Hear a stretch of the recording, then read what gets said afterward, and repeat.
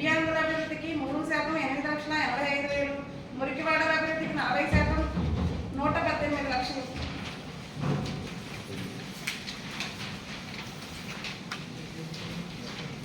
Next 2024-25 సంవత్సరంలో సవరించిన budget, 2025-26 సంవత్సరంలో బడ్జెట్ అంచనాలు. ప్రారంభ నిల్వ 2024-25 సంవత్సరంలో సవరించిన బడ్జెట్ నందు 16,74,26,799 రూపాయలుగా, 25-26 సంవత్సరంలో 9,03,89,818 రూపాయలుగా. రాబడి ఆదాయం 2024-25 సవరించిన బడ్జెట్ నందు 9,66,88,019 రూపాయలుగా, 25-26 సంవత్సరం నందు 10,98,088 రూపాయలుగా, 10,98,088 రూపాయలుగా. మూలధన ఆదాయం 2024-25-26 బడ్జెట్ నందు 3,01,00,000 రూపాయలుగా. డిపాజిట్లు వసూళ్లు 24-25 సవరించిన బడ్జెట్ నందు 1,43,00,000 రూపాయలుగా, 25-20 ప్రారంభ నిల్వతో కలిపి రాబడి 818 రూపాయలుగా, 25-26 బడ్జెట్ నందు 24,72,77,818 రూపాయలుగా తీసుకోవడం జరిగింది.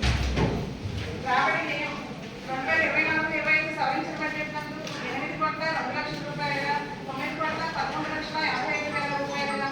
మూలధన వ్యయం 24-25 సవరించిన బడ్జెట్ నందు 10,23,00,000 రూపాయలుగా, 25-26 బడ్జెట్ నందు 9,39,00,000 నందు, 25-26 బడ్జెట్ నందు 1,60,000 చెల్లింపుల మొత్తం కలిపి 24-25 సవరించిన బడ్జెట్ నందు క్యాపిటల్ ఇన్కమ్ మనకి 14,500 మనకి రిసీవ్ లేదు కదా సార్, దానికోసం 84 లక్షలు ఉంది సార్.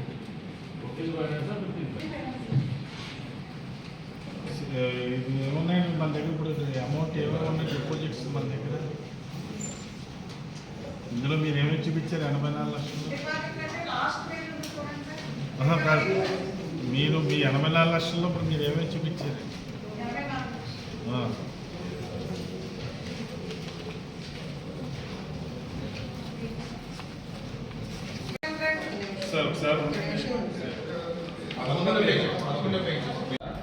లేకపోతే మీకున్నటువంటి అవగాహన మేరకు కొన్ని పాయింట్స్ని పెట్టుకున్న ఆ పాయింట్స్ వరకు చదువు వెళ్ళిపోతున్నారు.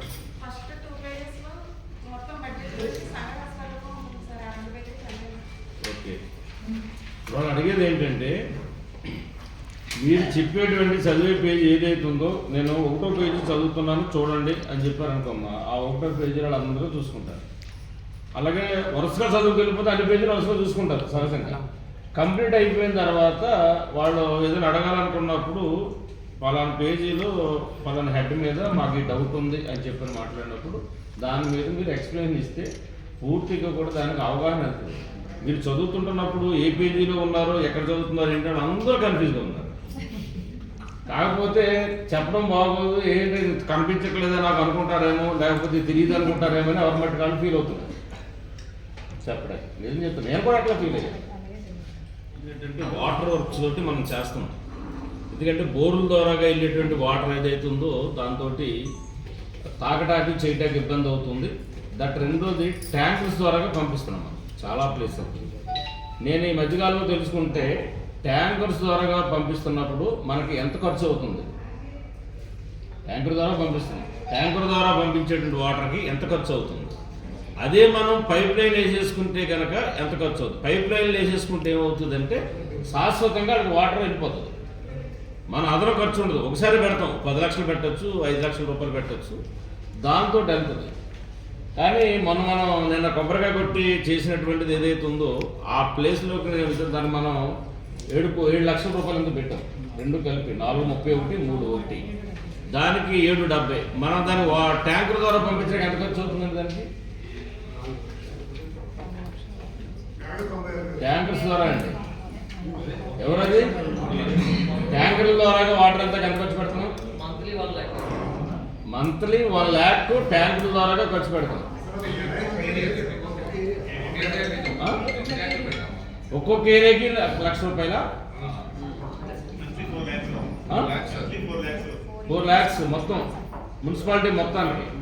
మున్సిపాలిటీ మొత్తానికి వాటర్ ట్యాంక్ ద్వారాగా సప్లై చేయడానికి 4 లక్షల రూపాయలు ఖర్చు అవుతుంది. నెలకి 4 లక్షల రూపాయలు ఖర్చు అవుతుంది. అదే మనం ఒక్కొక్క ఏరియాకి ఈ యొక్క పైప్ లైన్లు ఏవైతే ఉన్నాయో వాటిని కనుక మనం వేసుకుంటూ వెళ్ళిపోతూ ఉంటే కనుక మనకి ఎంత సేవ్ అవుతుంది. తర్వాత టెంపరీ రిలీఫ్ అనేటువంటిది ఎమర్జెన్సీ అప్పుడు మాత్రమే టెంపరీ రిలీఫ్ ఉండాలి. దేనికైనా సరే అత్యవసరంగా వరదలు వచ్చినాయి, లేదా ఎక్కడన్నా ఫైర్ అయింది, లేదా ఎక్కడన్నా అనుకోకుండా మోటార్ చెడిపోయింది, బోరు చెడిపోయింది, అనుకున్నటువంటి అత్యవసర పరిస్థితుల్లో మాత్రమే అది ఉండాలి తప్ప శాశ్వతంగా వాటర్ సప్లై ట్యాంకుల ద్వారా పంపించే సిస్టమ్ ఏదైతే ఉందో దాన్ని పూర్తిగా కూడా స్వస్థపరకాలని చెప్తాను. ఇందులో 4 లక్షలు పొరపాట్లు కూడా చెప్తున్నా. బోర్లు వేశారు, కరెంటు పెట్టారు, ట్రాన్స్ఫర్స్ పెట్టారు, ఆ బోరు వాటర్ మంచినీళ్ళకి పనికి రావట్లేదు. ఆ రోజున అక్కడ వేసినటువంటి బోర్లు ఏవైతే ఉన్నాయో సాయిల్ టెస్ట్ చేసి మీరు జియాలజిస్ట్ని తీసుకొచ్చి మీరు టెస్ట్ చేసి వాళ్ళకే సర్వే కావట్లేదు ప్రజలకి. వాళ్ళంతా కలిసి వచ్చి మాకు మంచినీళ్ళు లేవంటే మీరేం చేస్తున్నారు, డబ్బులు ఖర్చు పెట్టారు, తిరిగి మళ్ళీ ట్యాంకర్ల ద్వారా మంచినీళ్ళు పంపిస్తున్నారు. దానికి ఇంచుమించుగా 4 లక్షల రూపాయలు ఖర్చు అవుతుందని చెప్తూ ఉన్నారు. అంటే మనం చేసేటువంటి పనిని తాత్కాలికంగా టెంపరీగా చూసుకుంటే కనుక అదనంగా మనకి డబ్బులు అనేటువంటి విపరీతం ఖర్చు అవుతాయి. అక్కడ ప్రజలకు ఎవరికి కూడా మనకు ఉపయోగాలు లేని పరిస్థితి ఉంటుంది. కాబట్టి శాశ్వతంగా చేసేటువంటి పనులు ఏవవుతున్నాయో టెంపరీ రిలీఫ్ తోటి మాత్రం దయచేసి చేయొద్దు. ముఖ్యంగా మంచినీళ్ళ విషయంలో మాత్రం అసలు రాజీ పడే సమస్య లేకుండా చూడాలి. డ్రింకింగ్ వాటర్ ఇవ్వలేకపోతే ఏంటి మన పరిస్థితి? డ్రింకింగ్ వాటర్ విషయంలో ఒకటి, లైట్లు ఒకటి, డ్రైనేజ్ శానిటైజ్ వ్యవహారం ఒకటి, ఈ 3 విషయంలో మాత్రం ఎక్కడా కూడా రాజీ పడొద్దని నేను గత నుంచి కూడా చెప్తా ఉన్నాను. దాన్ని ఎట్లా చేద్దాం, అవసరమైతే మిగతా విషయాలు ఏదంటే మిగతా ఖర్చులు తగ్గించుకుని సరే ఈ 3 విషయాల్లో మాత్రం ప్రాధాన్యత ఇవ్వాలి. రెండోది కొవ్వూరు పట్టణంలో విపరీతమైనటువంటి దోమలు. మనం దోమల మందు కొట్టి ఎంతకాలం అయిందండి, ఐడియా ఉందా? సార్ ఒక వారం రోజుల నుంచి డైలీ కొడుతున్నాం సార్. అంతకుముందు ఎప్పుడు కొట్టారు? ఇప్పుడు కాదు నేను మాట్లాడేది. ఈ వారం రోజుల కంటే ముందు దోమల మందు ఎప్పుడు కొట్టారు? మీరు ఎవరన్నా చీకటి పెడితే బయట తిరుగుతున్నారో లేదు. నేను రాత్రి 11 గంటల వరకు కూడా కొవ్వూరులో తిరుగుతూనే ఉంటున్నాను. ఎక్కడ నిలబడినా ఎక్కడ చేసినా సరే విపరీతమైనటువంటి దోమలు కనపడతాం.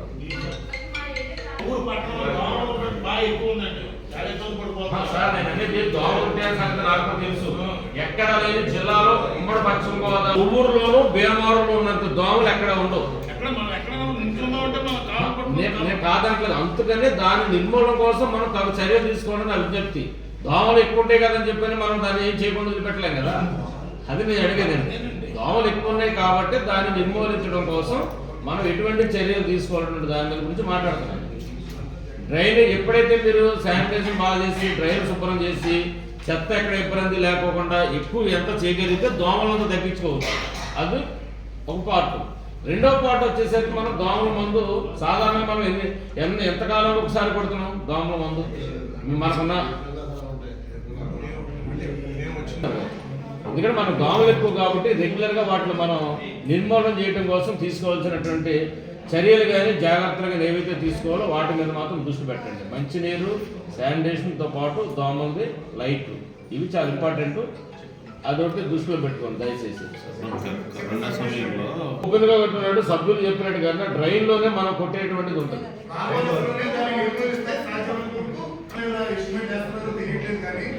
ఒక్క ట్రాక్లు మనం తీసుకోగలిగితే 30,000 రెండు తీసుకుంటే 45,000 మనకి ఎంత అవ్వచ్చు. 96,000 రూపాయలు ఎస్టిమేట్ ఎలా వేస్తున్నారో తెలియట్లేదు. గత 4-5 మీటింగ్లు పెట్టి కనీసం లేదంటే ఒక 50 లక్షలు. అది చూడండి. ఒక దానికి సంబంధించినటువంటి బడ్జెట్ కానీ ఇతర విషయాలు ఏదైనా ఉంటే మళ్ళీ మనం ఒకసారి కూర్చొని మాట్లాడదాం.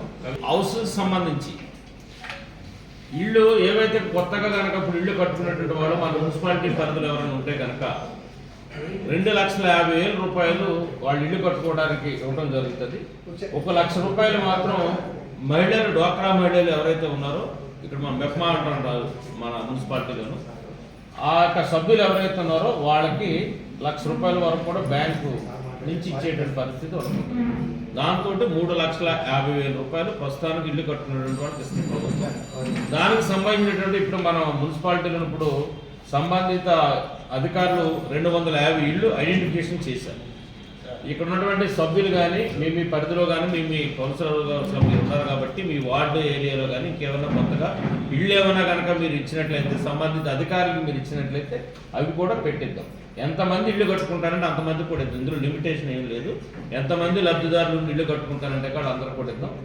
2,50,000 రూపాయలు గవర్నమెంట్ ఇస్తుంది, ₹1,00,000 ఆ యొక్క సంఘాల నుంచి ఇస్తారు, ₹3,50,000 ఇస్తారు.